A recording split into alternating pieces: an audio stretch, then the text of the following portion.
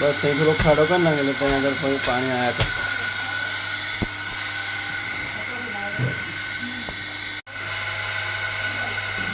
બસ એક બાજુ વાળી અને એક બાજુ ત્યાં ખાડો કરી દે એટલે બધું નીકળ કરશે મોટરથી બહાર. મોટરમાં પાણી બંધ થઈ ગયું. હા આવે છે, આવ્યો.